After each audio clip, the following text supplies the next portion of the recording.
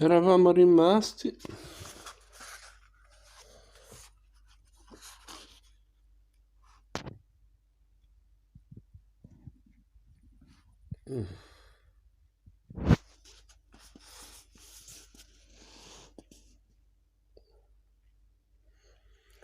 Monteiro Rossi sorrise e disse che le sembrava una bella definizione per le due discipline. Così Pereira gli domandò: e cosa ne pensi di Bernanos? Monteiro Rossi sembrò un po' disorientato da principio e chiese: lo scrittore cattolico? Pereira assentì con un cenno della testa e Monteiro Rossi disse a bassa voce: senta, dottor Pereira, io come gli ho detto oggi al telefono, non è che pensi molto alla morte e non pensi neanche troppo al cattolicesimo. Sa, mio padre era ingegnere navale, era un uomo pratico che credeva nel progresso e nella tecnica. Mi ha dato un'educazione di questo tipo, era italiano, è vero, ma forse mi ha educato un po' all'inglese, con una visione pragmatica della realtà. La letteratura mi piace, ma forse i nostri gusti non coincidono, perlomeno per quanto riguarda certi scrittori. Però io ho un gran bisogno di lavorare, sono disposto a fare necrologi anticipati, tutti gli scrittori che lei desidera. Di tutti gli scrittori che lei desidera. Anzi, che desidera la direzione del suo giornale. Fu allora che Pereira sostiene Pereira ebbe un moto d'orgoglio. Trovò seccante che quel giovanotto gli facesse una lezione di etica professionale, insomma lo trovò arrogante. Allora decise di scegliere lui un tono arrogante e rispose: io non dipendo dal mio direttore, dalle mie scelte letterarie. La pagina culturale la dirigo io e io scelgo gli scrittori che mi interessano, perciò decido di affidargli il compito e le lascio campo libero. Avrei voluto suggerire a Bernanos e Mauriac, perché mi piacciono, ma a questo punto non decido niente, a lei la decisione, faccia quello che le pare.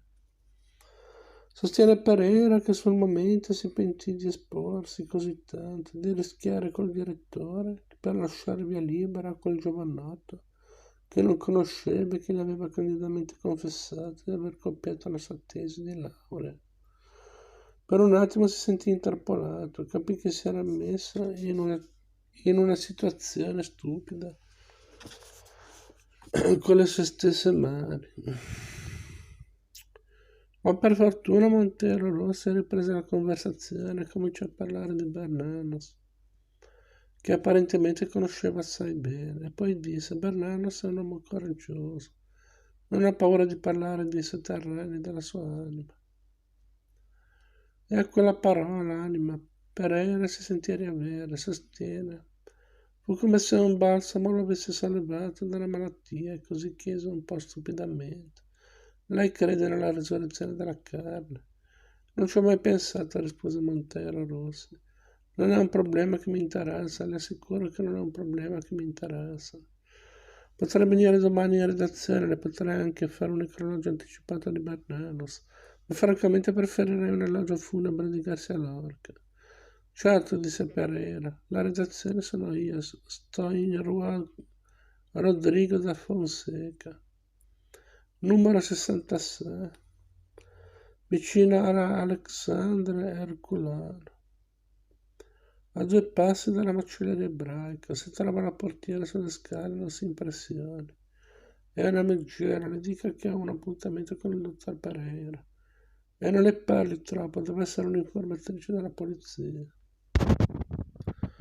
Pereira sostiene che non sa perché disse questo, forse perché semplicemente detestava la portiera e la polizia salazarista. Il fatto è che gli andò di dirlo. Ma non fu per creare una complicità fittizia con quel giovanotto che ancora non conosceva, non fu per questo, il motivo esatto non lo sa, sostiene Pereira. Capitolo 5.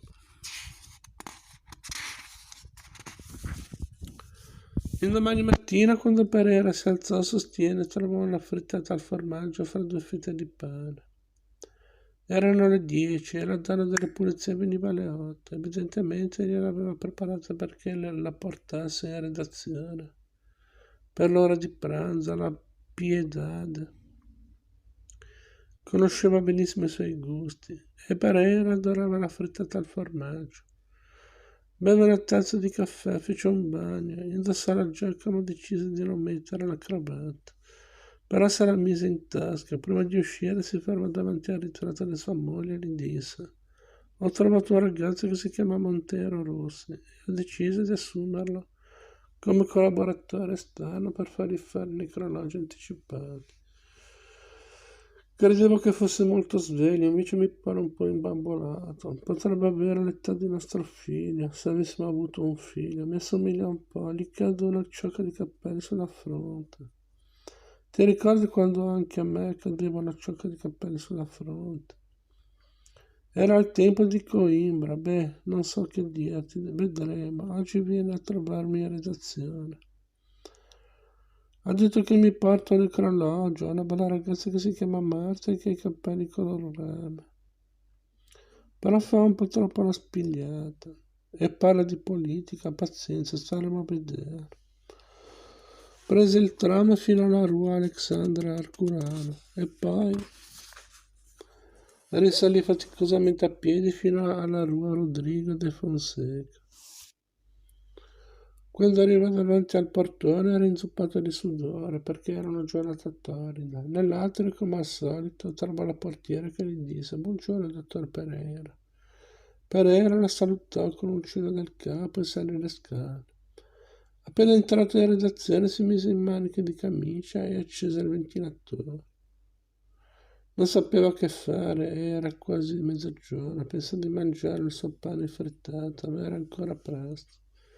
Allora si ricordò della rubrica ricorrenze e si mise a scrivere. 3 anni or sono scompariva il grande poeta Fernando Pessoa. Era di cultura inglese, ma aveva deciso di scrivere in portoghese perché sosteneva che la sua patria era la lingua portoghese. Ci ha lasciato bellissime poesie disperse su riviste e un poemetto, Messaggio, che è la storia del Portogallo, visto da un grande artista che amava la sua patria. Rilassi quello che aveva scritto e lo trovò ributtante. La parola è ributtante, sostiene Pereira. Allora gettò il foglio nel cestino e scrisse: Fernando Pessoa ci ha lasciato da 3 anni. Pochi si sono accorti di lui, quasi nessuno. Ha vissuto in Portogallo come uno straniero, forse perché era straniero dappertutto. Viveva solo, ma adesso è in pensione o camera d'affitto. Lo ricordano gli amici, i sodali, coloro che amano la poesia.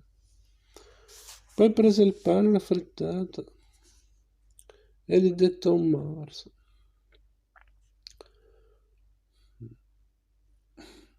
Poi prese il panino con la frittata e gli dettò un morso. A quel punto sentì bussare alla porta. Nascose il pane e la frittata nel cassetto.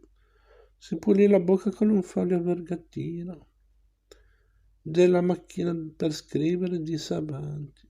Era Montero Rossi. Buongiorno, dottor Pereira, disse Montero Rossi. Mi scusi, forse sono in anticipo. Ma le ho portato qualcosa, insomma, ieri sera quando sono tornato a casa. Ho avuto un'ispirazione e poi pensavo che forse qui al giornale si poteva mangiare qualcosa.